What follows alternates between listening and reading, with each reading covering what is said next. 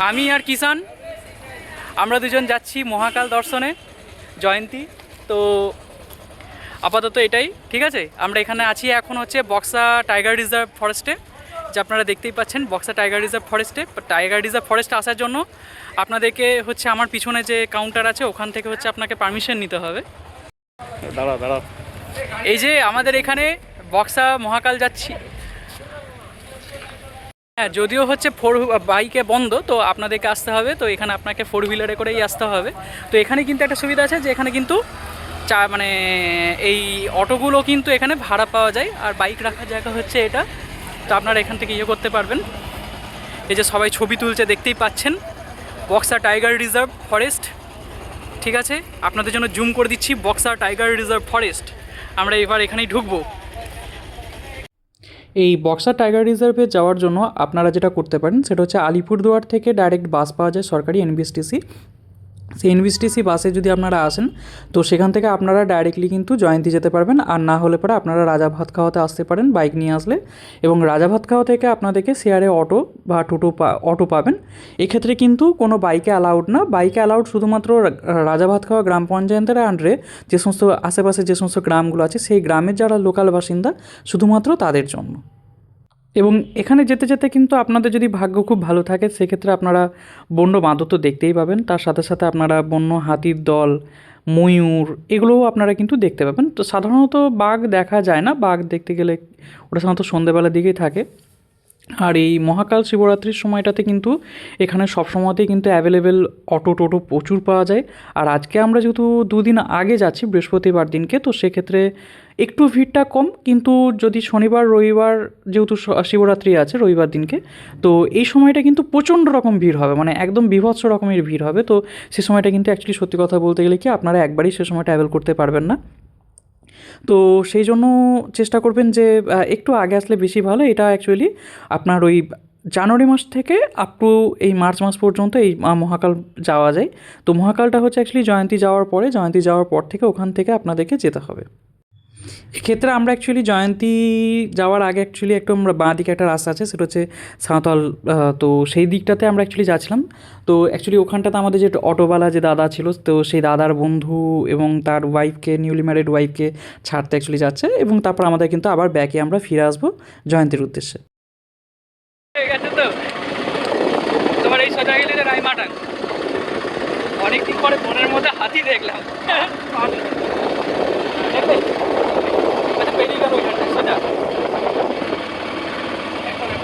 এখনই হ্যাঁ 3-4টে ছিল। ইন্দো নেপাল, ইন্দো ভুটান এই দুটো বর্ডারে কিন্তু আপনারা সব জায়গাতেই দেখতে পাবেন যে এসএসবি সশস্ত্র সীমা বলের কিন্তু ক্যাম্প এখানে সব জায়গায় থাকে। এটা আমরা মোটামুটি জয়ন্তী যে বাস স্ট্যান্ড বা হচ্ছে আমাদের যেটা বাস টার্মিনালসটা টোটো যেখানে দাঁড়ায়, তো আমরা মোটামুটি এখানে পৌঁছে গেছি। এরপর আমরা হেঁটে হেঁটে যাব জয়ন্তীতে। তো জয়ন্তীর এবার এই যে লোকাল বাজার, এখানে সমস্ত কিছু মহাকালের জন্যই এখন সবটাই। তো সব এখন ভিড় টিড় করে রেখে দিয়েছে। এই যে সামনে দেখতে পাচ্ছেন আমাদের ভুটানের পাহাড়,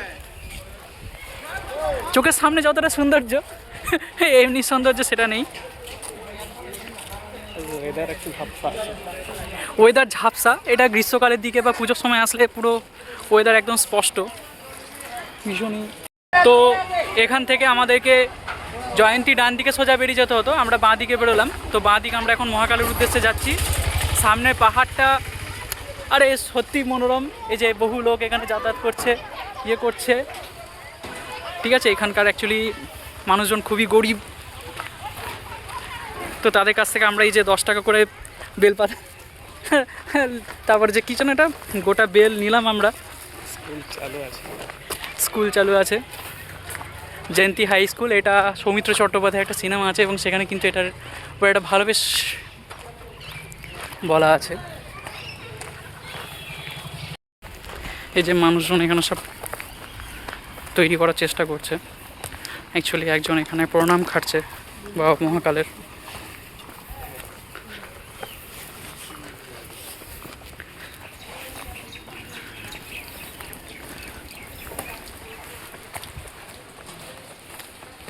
পাচ্ছেন এই যে ভুটানের পাহাড়, সৌন্দর্য, প্রাকৃতিক সৌন্দর্য বলা হয় এই জিনিসটাকেই। যতক্ষণ না পর্যন্ত মানুষ আসবে কখনোই এটা বুঝতে পারবে না যে এখানকার সৌন্দর্যটা কী জিনিস। আমরা এখন মহাকালের উদ্দেশ্যে যাচ্ছি।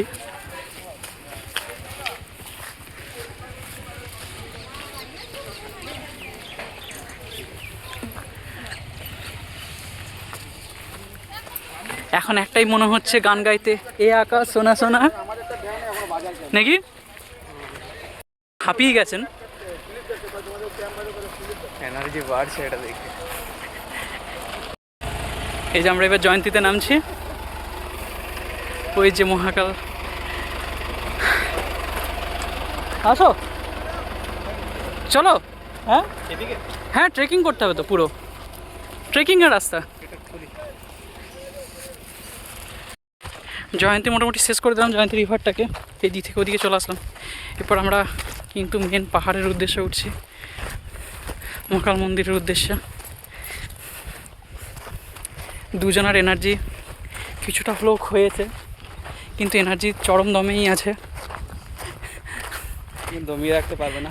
হ্যাঁ, অদম্য ইচ্ছা মহাকালের একদম মহাকালের আশীর্বাদে এবং আমাদের নিজেদের অদম্য ইচ্ছা শক্তিতে আশা করছি উপর পর্যন্ত যেতে পারবো, শ্রী প্রভুর চরণবন্দনা করতে পারবো। এখানে যাওয়ার পরে কিন্তু মোটামুটি সবাই, যেহেতু শনিবার রবিবার দিনকে যেহেতু শিবরাত্রি, তো এখানে ফুল টুল বিক্রি করার জন্য এখন থেকে এরা সব রেডি করছে। আজকে বৃহস্পতিবার, আজ আমাদের ব্যাংক স্ট্রাইক, তো ব্যাংক স্ট্রাইকের জন্য এআইআরআরবির পক্ষ থেকে সবাইকে জানানো হচ্ছে, আমাদের কমরেডসদের জানানো হচ্ছে যে সবাই স্ট্রাইক সফলভাবে পালন করছে। জয়ন্তী পাহাড়ের সৌন্দর্য, প্রাকৃতিক সৌন্দর্য উপভোগ করুন, আমাদের সাথে থাকুন। আমরা যাচ্ছি। কিষান স্যার একটু ভিডিও করেন।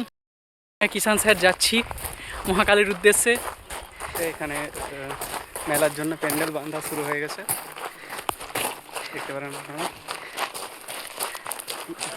না, এটা লাইটের জন্য, প্যান্ডেলটার কথা বলছে, এগুলোর কথাই বলছে। আগামীকাল বা পরশু থেকে কাল থেকেই মেনলি কাল থেকে ভিড় শুরু হবে, এবং এটা যেহেতু আবার second Saturday and fourth second Saturday, তো শনিবার রবিবার পড়ার জন্য কিন্তু ধরে নেওয়া হয় যে এখানে ভীষণ রকম ভিড় হবে। আমরা এখনও পর্যন্ত ইন্ডিয়াতেই রয়েছি, এরপরেই কিন্তু আমরা ভুটানে ঢুকে যাব। এখানে সবাই রান্না বান্না করে একদম খাওয়ার ব্যবস্থা করছে। মহাকালের উদ্দেশ্যে আমরা অনেকক্ষণ পরে জয়ন্তী নদীকে দেখতে পেয়েছি।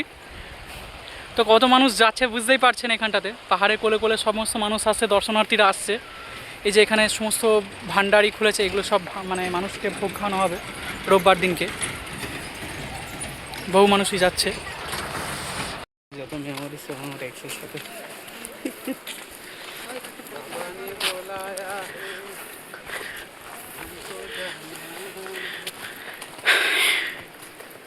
মহাকালের উদ্দেশ্যে আমরা এখনও পথ চলেই যাচ্ছি।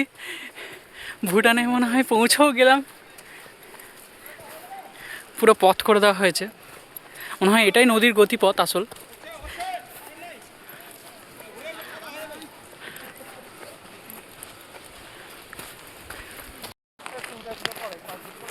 আমরা এখনও মহাকালের উদ্দেশ্যে এখনও হাঁটাপথেই রয়েছি। চারিদিকে বড় বড় পাহাড়, মাঝখান দিয়ে বয়ে যাচ্ছে নদী পাহাড়ের কোল দিয়ে, আর তারই মাঝে এরকম পাথর বেছানো রাস্তা। এই রাস্তা দিয়ে আমরা যাচ্ছি মনের জোরে, শুধুমাত্র মনের জোরে। এই যে আমাদের কিষান স্যার যাচ্ছেন, প্রচণ্ড টায়ার্ড আমি, উনি ভীষণই টায়ার্ড, তবুও চলছেন। সেম টু মি, আমার ক্ষেত্রেও তাই। জাস্ট ইয়ে করাই আছে।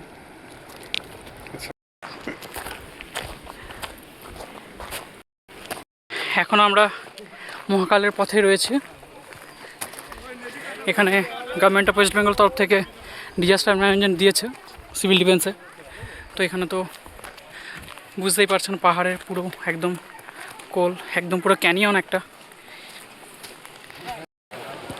আমরা চলে এসেছি মহাকালে, ছোট মহাকালে আপাতত।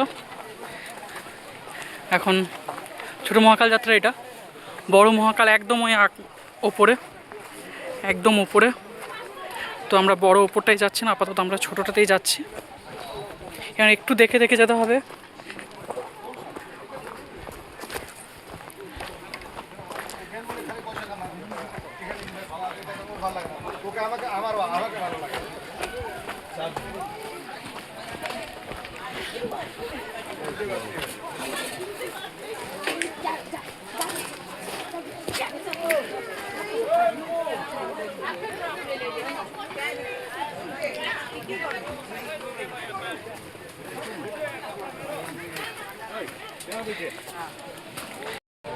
এই ছোট মহাকাল যাওয়ার পথ।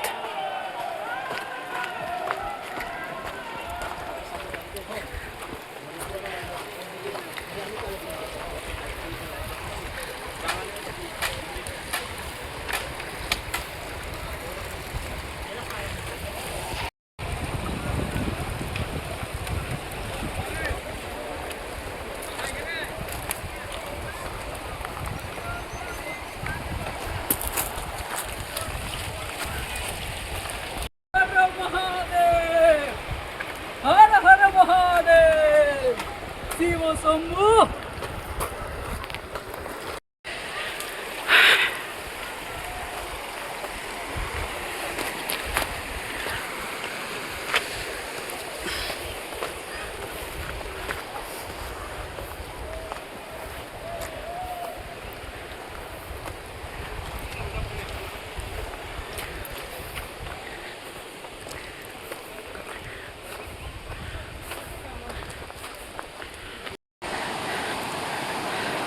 আরে ভাই, ফলসটা দেখো। ওখানে যাবো।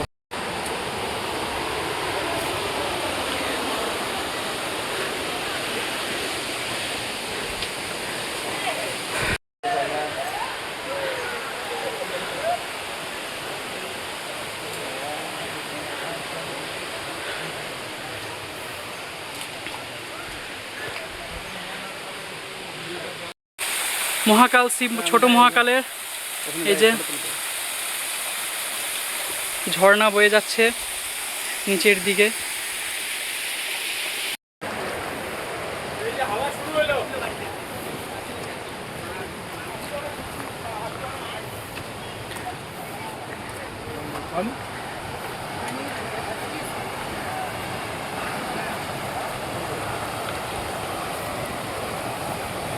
স্নান করবে?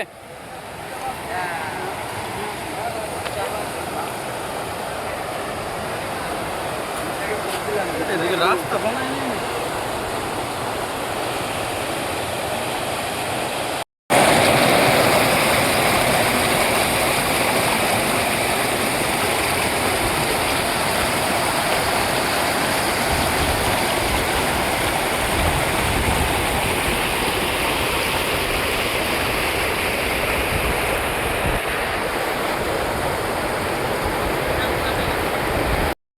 ফেরার পথে সূর্য পাহাড়ের কোলে নেমে গেছে।